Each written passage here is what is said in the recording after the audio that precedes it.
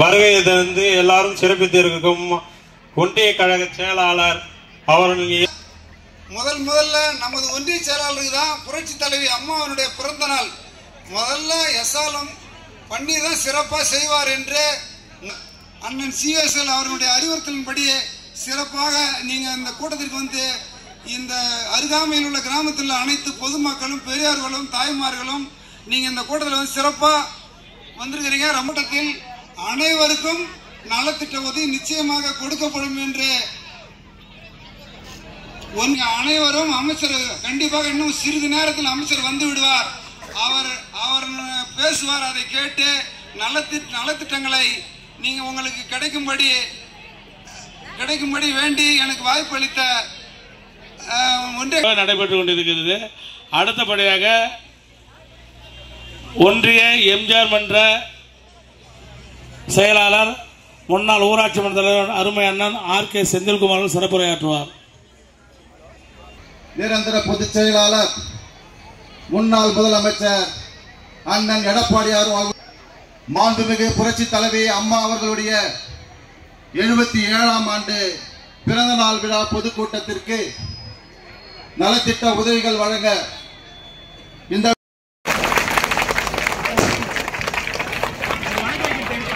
மாண்புமிகு இதய தெய்வம் கழக பொதுச் செயலாளர் அண்ணன் எடப்பாடியார் அவர்களின் ஆலோசனைப்படியும் நம்முடைய விழுப்புரம் மாவட்ட கழகத்தின் விடிவெள்ளியும் நம் மண்ணின் மைந்தரும் எங்களை எல்லாம் வழிநடத்தும் விழுப்புரம் மாவட்ட முன்னாள் அமைச்சரும் இந்நாள் வழிகாட்டுக்குழு உறுப்பினரும் இந்நாள் மாநிலங்களவை உறுப்பினரும் என் பாசமிகு என் குடும்ப குலதெய்வமாகிய அண்ணன் சிவிஎஸ் அவர்களை வருக வருக என வரவேற்கிறேன். அண்ணன் சிவிஎஸ் வராறு என்றவுடனே ஒவ்வொரு ஊராட்சியில் இருக்கிற கிளைக்கழக நிர்வாகிகள் ஒரு ஆர்ப்பரிப்போட ஒரு உற்சாகத்தோட இந்த கூட்டத்துக்கு வந்ததுக்கு உங்கள் மனமார்ந்த நன்றியை தெரிவித்துக் கொள்கிறேன். உங்கள் பாதம் தொட்டு வணங்கி வருக வருக என வரவேற்கிறேன். மாண்புமிகு முன்னாள் முதலமைச்சரும்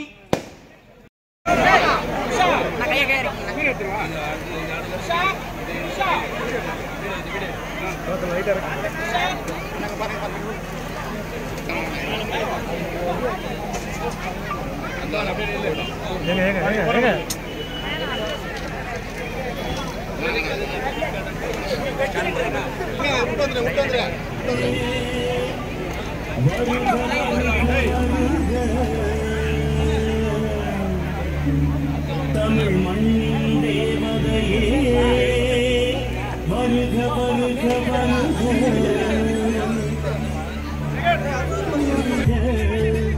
உன் மனம் இன்னொரு பொன்மனம் தானே, உன் மனம் இன்னொரு பொன்மனம் தானே, எங்கள் உள்ளத்தில் ஊறிய செந்தல் தேனே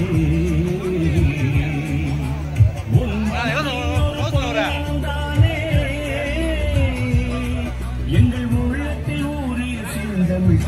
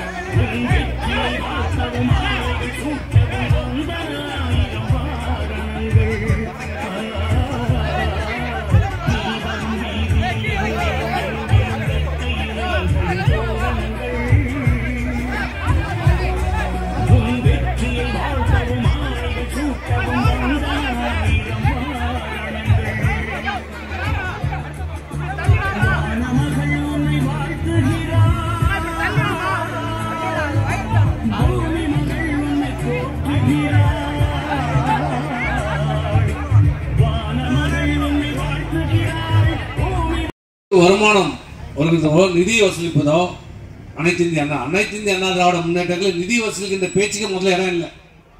எங்கேயும் அண்ணா திமுக நிதி வசூலிச்சு பார்த்துருக்கீங்களா? நன்கொடை வசதி எங்கேயா பார்த்துருக்கீங்களா? பார்த்துருக்கீங்களா? இது வரைக்கும் கிடையாது, கிடையாது கிடையாது.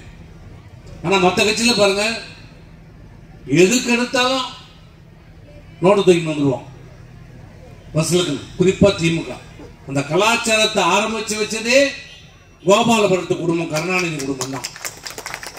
உண்டியில வச்சு வசூல் பண்றது, நிகழ்ச்சிக்கு ஏற்ற மாதிரி வசூல் பண்றது. கருணாநிதி பிறந்த நாள் வந்தா பெரிய அண்டாவை வச்சிருவாங்க, ஏன்னா பெருந்தலைவர்ல அவரு பெரிய அண்டாவை வச்சு வசூல் பண்ணுவாங்க. நீ பணம் கொடுக்கணும்னாலும் பாக்கெட்ல விட்டு பணம் எடுத்துப்பார். இது நிறைய பேர் பார்த்துருப்பீங்க, எல்லாருக்கும் தெரியும். பாக்கெட்ல விட்டே கருணாநிதி பணம் எடுத்துருவார், எடுத்து உண்டியில போட்டுருவார். அது மாதிரி. ஆனால் அனைத்து இந்திய அண்ணா திராவிட முன்னேற்ற கழகம் மட்டும்தான்.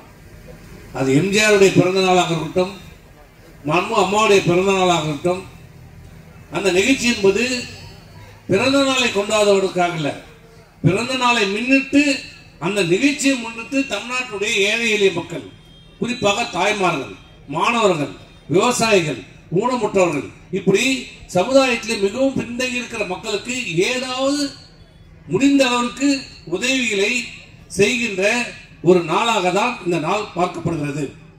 செய்து கொண்டிருக்கிறோம், இத்தனை காலம்னால் செய்து கொண்டிருக்கிறோம். ஆளுங்கட்சியாக இருந்தாலும் சரி, எதிர்கட்சியாக இருந்தாலும் சரி, மக்களை சந்திக்கின்ற தைரியம் உள்ள ஒரு இயக்கம் அதிமுக. ஆளுங்கட்சியில் தான் வருவாங்க சில பேர், தைரியமா அப்படியே மாற வீசின்னு வருவாங்க. எதிர்கட்சியா இருந்தா எங்க இருக்காங்கன்னே தெரியாது. ஆனா அதிமுக ஆளுங்கட்சியாக இருந்தாலும் சரி, எதிர்கட்சியாக இருந்தாலும் சரி, என்றைக்கு மக்களோடு நின்று பாடுபட்டுக் கொண்டிருக்கிற இயக்கம் எம்ஜிஆருடைய கட்சி, அம்மாவுடைய கட்சி. அப்படிப்பட்ட இயக்கம், என்றைக்கும் உங்களுக்காக பாடுபடுகிற இயக்கம் இரட்டை இலை சின்னம். அப்படிப்பட்ட இயக்கம் அனைத்து இந்திய அண்ணா திராவிட முன்னேற்ற கழகம். இன்றைக்கு மாண்புமிகு அம்மா கொண்டு வந்த இந்த ஏழை எளிய மக்களுக்காக, அவர்கள் ஆண்ட காலத்திலே தமிழகத்திலே குறிப்பாக தாய்மார்கள் உடைய முன்னேற்றத்துக்காக பல்வேறு திட்டங்களை நிறைவேற்றி கொடுத்த தலைவர் மாண்புமிகு அம்மா அவர்கள். வசதி படைத்த குடும்பத்தில் என்னென்ன வசதிகள்லாம் கிடைக்கிறதோ, அவருக்கு என்ன வசதி வாய்ப்புகள்லாம் கிடைக்கிறதோ, அனைத்து வசதிகளும் வாய்ப்புகளும் இந்த தமிழகத்துடைய கிராமப்புறத்தில் இருக்கிற தாய்மார்களுக்கு கிடைக்க வேண்டும் என்று நல்ல எண்ணத்திலே பல்வேறு திட்டங்களை நிறைவேற்றி கொடுத்து பாடுபட்டவர் மாண்புமிகு புரட்சித் தலைவர் அம்மா அவர்கள். வசதி படைத்த மாணவனுக்கு என்னென்னலாம் பள்ளியிலே கிடைக்கிறதோ அனைத்து வசதிகளும் அந்த கிராமப்புறத்தில் இருக்கிற ஏழை எளிய விவசாயிகளுடைய மாணவர்களுக்கும் அந்த வசதிகளும் வாய்ப்புகளும் கிடைக்க வேண்டும். நல்ல கல்வி பெற வேண்டும், சமுதாயத்தில் ஒரு நல்ல மாணவனாக வர வேண்டும், நல்ல அந்தஸ்திலே வர வேண்டும் என்ற நல்ல நோக்கத்திலே அந்த பள்ளியில் படிக்கிற மாணவ மாணவிகளுக்கு காலில் போகிற காலனியிலிருந்து மடிக்கணிவனை வழங்கிய ஒரே தலைவர் புரட்சித் தலைவர் அம்மா அவர்கள். இன்னைக்கு எல்லாம் கிடைக்குதா? மிக்சி, கிரைண்டர், ஃபேன் கொடுக்குறாங்களா? எல்லாருக்கும் கொடுத்தாங்க அம்மா. தகுதி பார்த்தா கொடுத்தாங்க, தகுதி வாய்ந்த மகளிருக்கு. இப்ப இந்த அரசாங்கம் நீங்களா ஓட்டு போட்டு தேர்ந்தெடுத்தீங்க, இந்த திமுக நல்லவன். இந்த நாட்டை இன்றைக்கு ஆண்டு கொண்டிருக்கிறார்களே திமுக. அன்றைக்கு சொன்னாரே ஸ்டாலின் தான் வராது, என்ன தர போறாரு, அல்வா தான் கொடுத்தாரு. நான் சொல்ல, அவரே சொல்லிக்கிறார். 4 வருஷம் கழிச்சு என்ன ஆச்சு? 525 வாக்குறுதி கொடுத்து என்ன ஆச்சு? அனைவருக்கும் ஓய்வூதிய மகளிர் உதவித்தொகை தரேன்னு சொல்லி 1000 ரூபாய் என்ன ஆச்சு?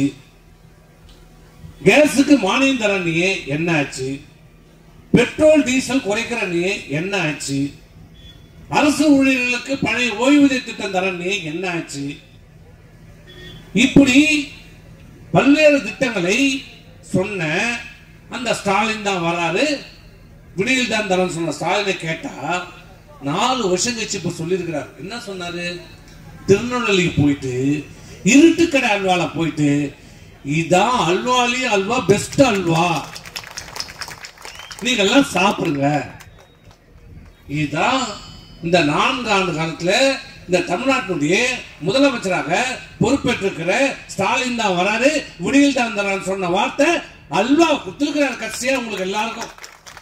திருநெல்வேலி, அது திருட்டு கடை அல்வா, அதுலயும் திருட்டு கடை அல்வா, இருட்டு கடை அல்வா. இந்த திருடனுங்க தான் இருட்டுல போவானுங்க. கடைசியா கொடுத்த இந்த மக்களுக்கு அல்வா போதுமா, சாப்பிடுங்க, எல்லாரும் வாங்கி சாப்பிடுங்க. எந்த திட்டத்தையும் நிறைவேற்றல. தகுதி பார்த்து கொடுத்தாங்களா அம்மா? மிக்சி, கிரைண்டர், ஃபேன் கொடுத்தாங்களே 2 கோடி. இன்னைக்கு எவ்வளவு இருக்குது? 2,24,00,000 ரேஷன் கார்டு இருக்குது. 2,24,00,000 ரேஷன் கார்டு இருக்குது. ஆனா இன்னைக்கு மகளிர் உதவித்தொகை யார் எவ்வளவு பேருக்கு தராரு? 1,04,00,000 அவர் சொல்றாரு. உனக்கு கணக்கு தெரியுமா? எனக்கு கணக்கு தெரியுமா? நான் போய் பார்த்தா, நீ போய் பார்த்தனா? பார்த்தாதான் தெரியும் அந்த உண்மையில இந்த 1 கோடி பேருக்காக தராறாருன்னு. அப்ப மீதி 1,20,00,000 மகளிர் என்ன? அப்ப அவங்களாம் ஓட்டு போடலையா? தேர்தல் நீ என்ன சொன்ன? அனைத்து மகளிருக்கும் சொன்ன. ஆனா அம்மா கொடுத்தாங்க. என்ன கொடுத்தாங்க? மிக்சி, கிரைண்டர், ஃபேன் தகுதி பார்த்து கொடுத்தாங்களா? அனைத்து மகளிருக்கும், எல்லா குடும்ப அட்டை வைத்திருக்க அத்தனை பேருக்கும் மிக்சி, கிரைண்டர், ஃபேன் கொடுத்தாங்களா இல்லையா அம்மா? பள்ளியில படிக்கிற, அரசாங்க பள்ளியில படித்துக் கொண்டிருக்கிற மாணவர்கள ஏழை மாணவன், பணக்கார மாணவன் பார்த்தாங்களா? ஜாதி பார்த்தாங்களா? அனைத்து மாணவர்களுக்கும் மடிக்கணியை அம்மா கொடுத்தாங்களா இல்லையா? 10 ஆண்டு காலத்துல 52 லட்சம் ஆச்சும். 1 இல்ல 2 இல்ல, 52 லட்சம் மாணவ மாணவிகளுக்கு மடிக்கணியை கொடுத்த அரசு அம்மா, அம்மாவுடைய அரசு, எடப்பாடியோட அரசு. கொடுத்தமா இல்லையா? நாங்க இன்னைக்கு என்னாச்சு? கொடுக்குறாரா? என்னாச்சு? உங்க வீட்டுல 4 வருஷத்துல யாருக்கா மடிக்கணி வந்துதா? சரி, நீங்களும் வாங்கி கொடுத்தீங்களா? அப்ப யார் வாங்கி கொடுக்கிறது? அந்த மாணவன் எப்படி படிக்க முடியும்? இந்திய உலகத்துல மடிக்கணினி இல்லாம ஒரு மாணவன் சிறந்த மாணவன் வர முடியாது, போட்டி போட முடியாது. படித்தவன், வசதி படைத்த மாணவர்களோடு போட்டி போட முடியாது. அப்ப என்னைக்கு அவன் கத்துக்கிறது? ஸ்கூல்ல பில்டிங் இல்ல, வாத்தியார் இல்ல. அப்படி இருந்த வாத்தியார் பார்த்தா சொல்றதுக்கு இல்ல, நம்பி அனுப்ப முடியல. இந்த ஆட்சியில பிள்ளைகளை நம்பி ஸ்கூலுக்கு அனுப்ப முடியல. ஸ்கூலுக்கும் பரவாயில்ல, மழலை பள்ளி கூட அனுப்ப முடியல, கிண்டர் கார்டன் ஸ்கூல்ல கூட அனுப்ப முடியல. 1வது படிக்கிறது, 2வது படிக்கிற பொண்ணு கூட பாலியல் தொல்லை. இன்னைக்கு இந்த ஆட்சியில டெய்லி பேப்பரும் டிவியும் திறந்தா எது வருதோ இல்லையோ அங்க பெண் கற்பழிப்பு. கற்பழிப்புனா ஒருத்தவர் இல்ல, 4 பேர் சேர்ந்து கற்பழிப்பு, 5 பேர் சேர்ந்து கற்பழிப்பு, 1 வயசு குழந்தை கற்பழிப்பு, 4 வயசு குழந்தை கற்பழிப்பு, 35 பெண் கற்பழிப்பு, வீடுக்குள்ள பூந்து கற்பழிப்பு, 80 வயசு மூதாட்டியும் கற்பழிப்பு. யாருமே இந்த ஆட்சியை விட்டு வைக்கல. யாருக்கும் இந்த பாதுகாப்பு இல்லை. கேட்டா என்ன எல்லாம் அப்பான்னு நினைக்கிறாங்க. யாரடா அப்பான்னு சொல்லுவாங்க? மானங்கட்டத்தனமா இருக்குது. பிறந்த குழந்தை, பெண் குழந்தையா இருந்தா பிறந்த குழந்தையில இருந்து மூதாட்டி வரைக்கும் எல்லாருமே அம்மான்னு சொல்லுவோம். இது கலாச்சாரம்.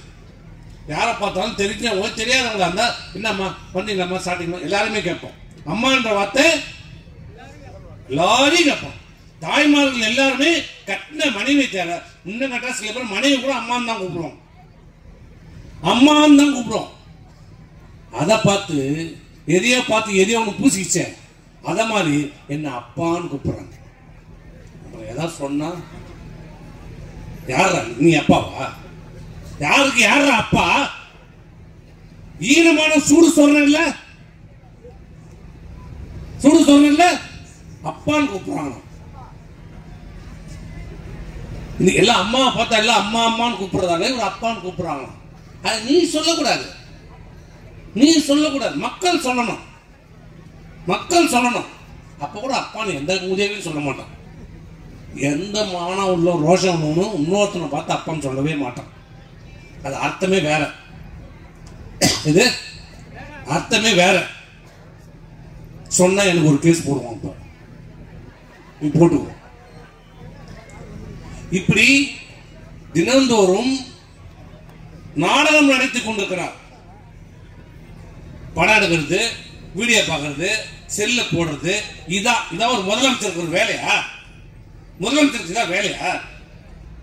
நாட்டில் சட்டம் ஒழுங்கு எங்க பார்த்தாலும் கொலை, கொள்ளை, சாராயம் ஏன்டா விற்கிறேன்னு கேட்டா நேத்து நைட்டு மயிலாடுதுறையில் 19 வயசு 20 வயசுடைய இளைஞர்கள் தட்டி கேட்கிறான், ஏன் சாராயம் விற்கிற, ஏன் பாண்டிச்சேரியில இருந்து சரக்கு கேட்டோன்னு 19 வயசு 25 இளைஞர்களை குத்தி கொலை செய்யப்பட்டிருக்கிறார்கள். அந்த குடும்பம் என்ன ஆகும்? 20 வயசு பையன் பார்த்திருப்பீங்கல்ல, சாராயம் ஏன் வித்தன்னு கேட்டதுக்கு சாராயம் உடம்பு ரோட்ல கிடக்குது, குத்தி கொலை பண்ணி ரோட்ல கிடக்குற அந்த மாணவன் இளைஞர் உடனே போலீஸ் 300 ஆகும். 19 வயசு பையனுக்கு 20 வயசு பையனுக்கு என்னடா 300 ஆகும்? என்ன 300 ஆகும்? இன்னைக்கு இந்த தமிழகம் முழுவதும் எது கிடைக்குதே இல்லையோ, ஏன் இந்த கொள்ளை கற்பழிப்பு ஏன் நடக்குது? என்ன காரணம்? கஞ்சா போதை, கஞ்சா எங்க பார்த்தாலும் கஞ்சா கிடைக்காத இடமே கிடையாது. இந்த ஆட்சியில் எல்லா ஊர்லயும் கஞ்சா, கோயில் வாசல்ல, பள்ளி வாசல்ல, மசூதி வாசல்ல, சர்ச்சு வாசல்ல, எல்லா இடத்துலயும் கஞ்சா சாக்லேட், கஞ்சா எண்ணெய், கஞ்சா ஊசி. நம்மளாம் ஒரு காலத்துல வரையும் கஞ்சா செடி தான் கேட்டுக்கிறோம். இப்ப ஊசி, மாத்திரை, சாக்லேட் எல்லாம் கிடைக்குது கஞ்சால. என்னென்னலாம் கிடைக்குமோ கஞ்சால எல்லாமே கிடைக்குது. நீ நினைச்சுட்டு இருக்கிற நம்ம பையன் ஸ்கூலுக்கு போயிட்டு வரான், கரெக்டா போய் வரான். ஆனா என்ன நடக்குது?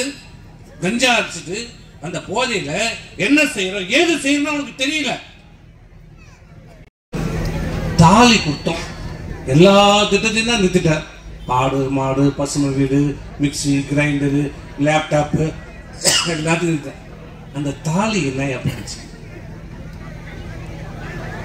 தாலிக்கு தங்கம் கொடுத்தாங்க அம்மா. எவ்வளவு? 1 பவுன். இன்னைக்கு என்ன 1 பவுன்? சொல்லலாம் நீங்க தான். இன்னைக்கு எவ்வளவு 1 பவுன்? இதை மட்டும் தெரிஞ்சு வச்சுக்கோங்க, மற்றெல்லாம் தெரிஞ்சுக்காதீங்க.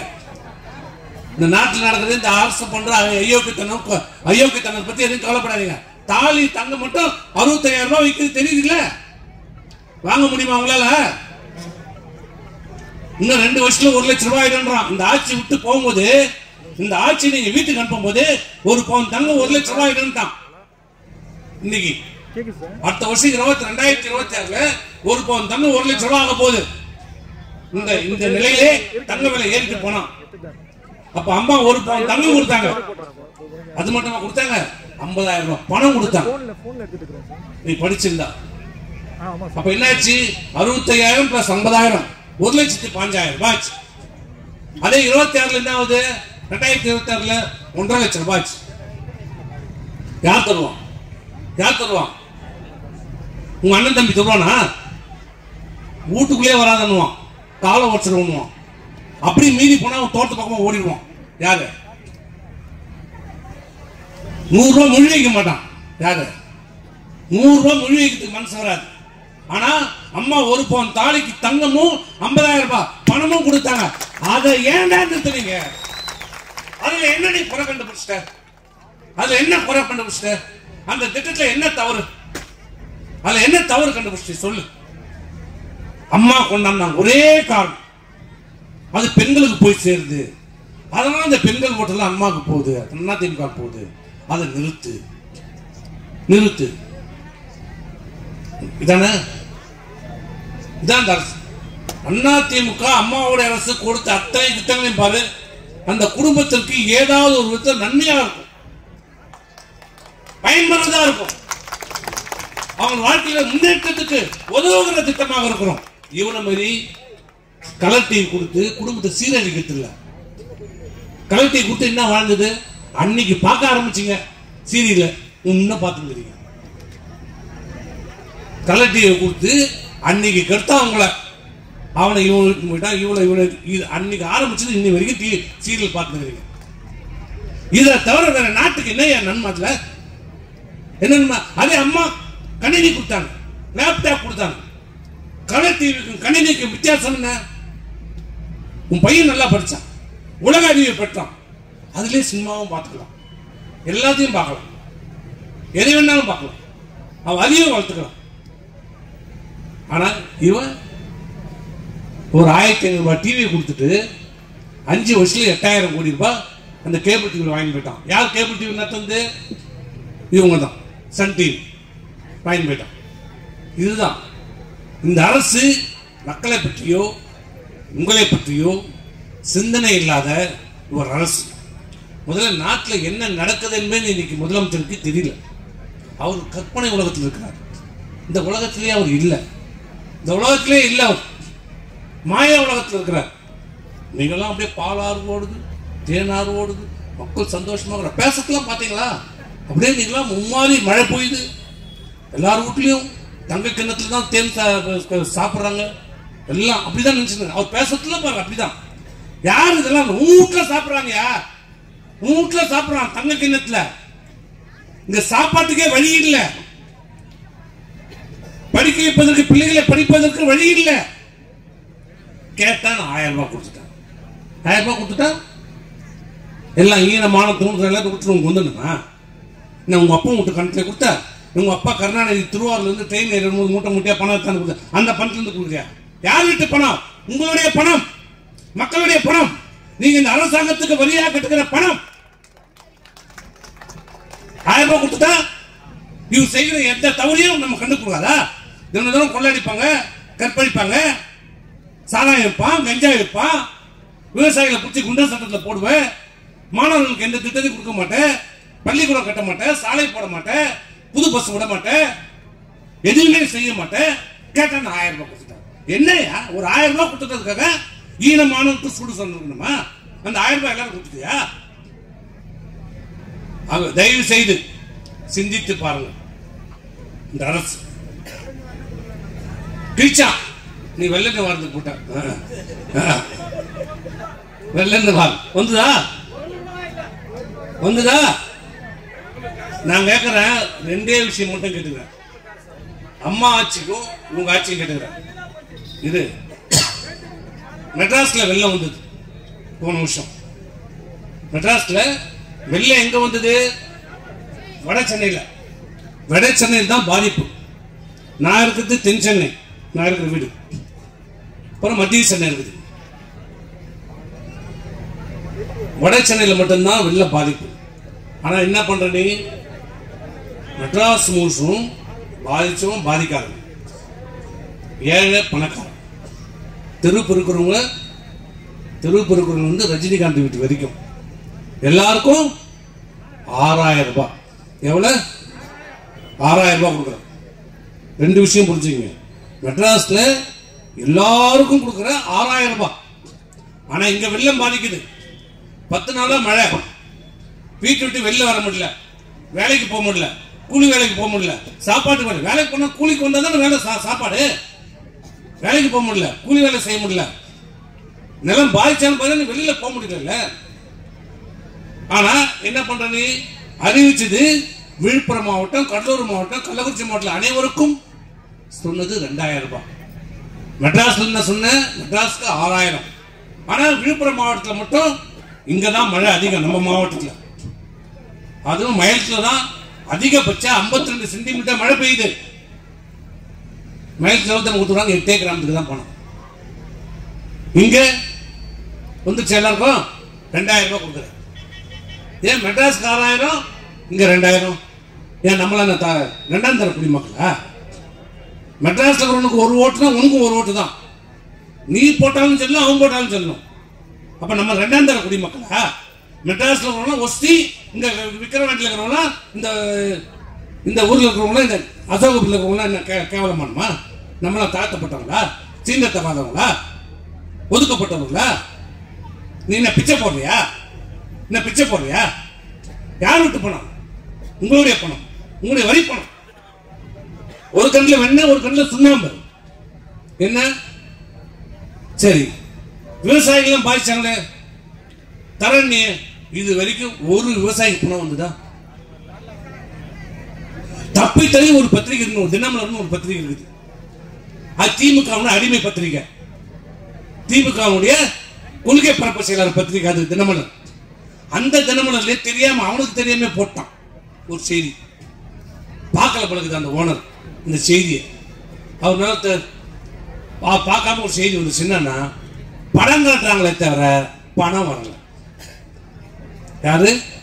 திமுகவுக்கு கொள்கை பரப்பு செயலாளர் இருக்கிற தினமலர் பத்திரிகை, திமுக தாங்கி பிடிக்கிற தினமலர் பத்திரிகை, அந்த பத்திரிகையே போடுது என்னன்னு, படம் காட்டுறாங்க ஆனா பணம் வரல. பணம் வந்துச்சா?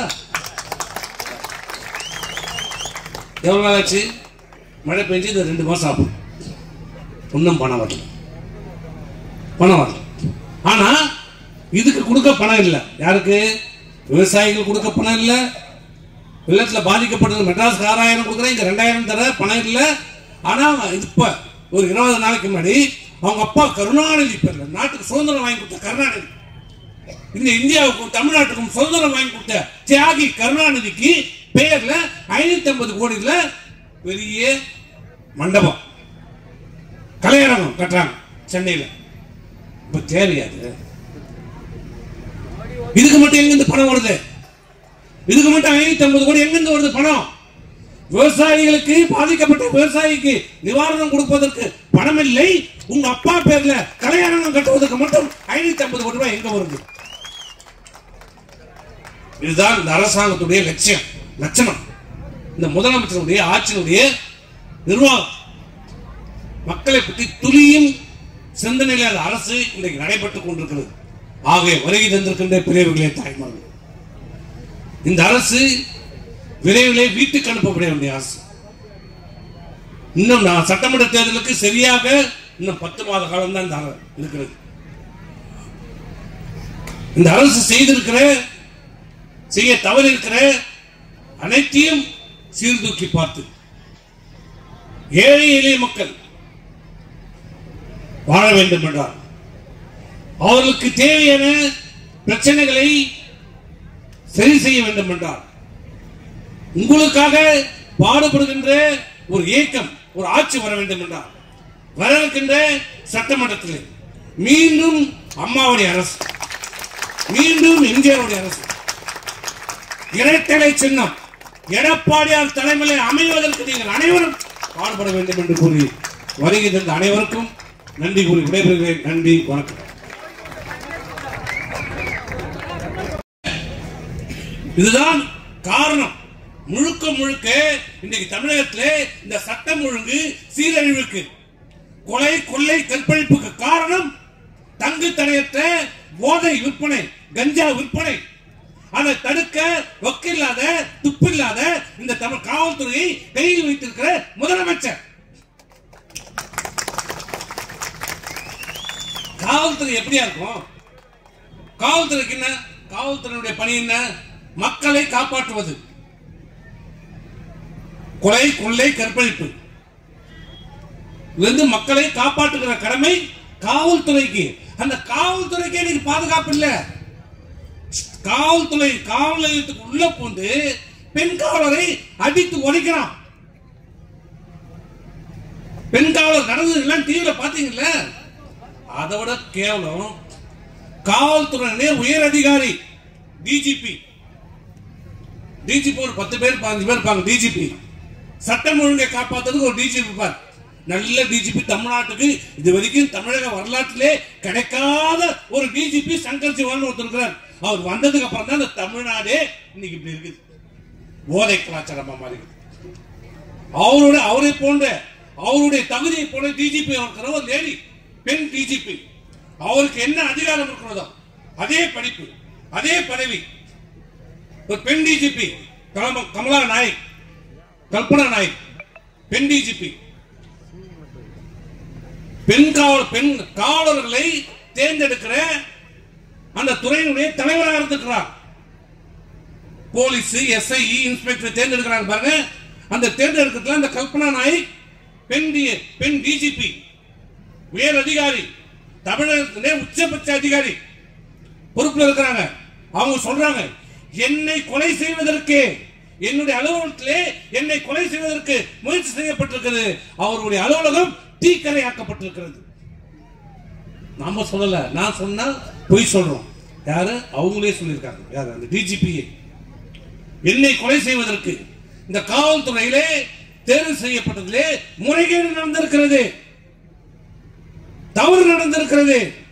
இடஒதுக்கீடு கடைபிடிக்கப்படவில்லை என்று சுட்டிக்காட்டிய காரணத்திற்காக என்னை கொலை செய்வதற்கு நான் அமர்ந்திருக்கிற இறக்கையிலே தீ வைத்து கொளுத்தப்பட்டிருக்கிறது. நான் கொஞ்சம் காலதாமதாக சென்றதால் நான் உயிர் தப்பியிருக்கிறேன் என்று சொல்றான். அப்புறம் எங்கே உங்களுக்கு சாதாரண மக்களுக்கு பாதுகாப்பு? காவல்துறையை சேர்ந்த உயர் அதிகாரி, பெண் அதிகாரி கல்பனா நாயகி அவர்களுக்கு ஒரு பாதுகாப்பு இல்லை போது சாதாரண மக்களுக்கு உங்களுக்கு எப்படி இந்த ஸ்டாலின் அரசு பாதுகாப்பு கொடுக்கும்? இதுதான் இந்த ஆட்சியில் நடக்குது. யாருக்கு எந்த நன்மையும் இல்லை. விவசாயிகள் பிரச்சனை எல்லாம் தீர்ந்துருச்சா?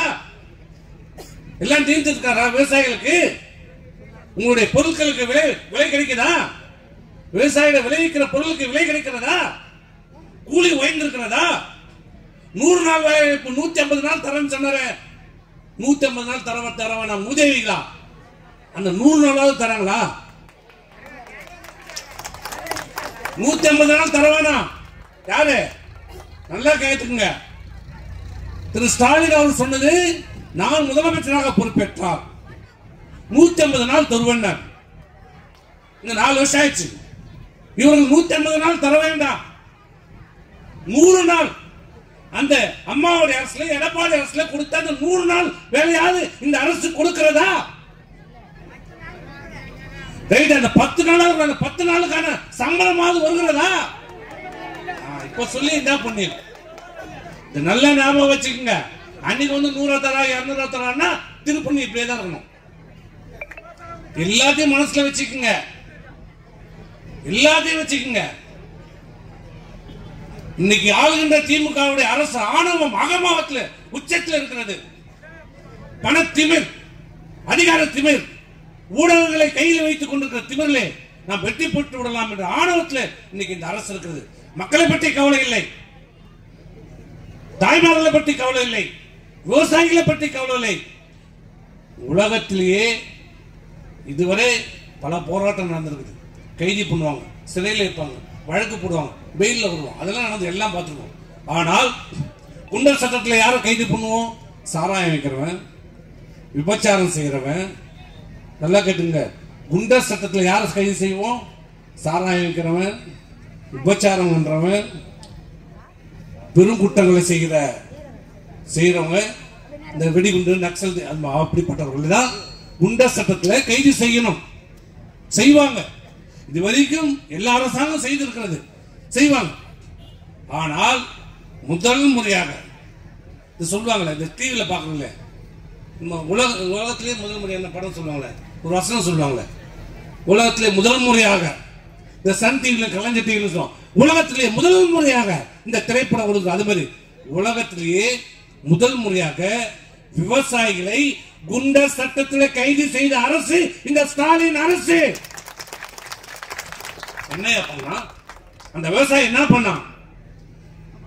நான் பாடுபடுற நிலம், என் நிலத்தை எடுக்காத, என் நிலத்தை எனக்கு கொடு, என் நிலத்தை பறிக்காத, எனக்கு அதுதான் சோறு போடுது, அதுதான் என்ன வாழ வைக்குது, அந்த நிலத்தை பறிமுதல் செய்யாதன்னு போராடுறான்.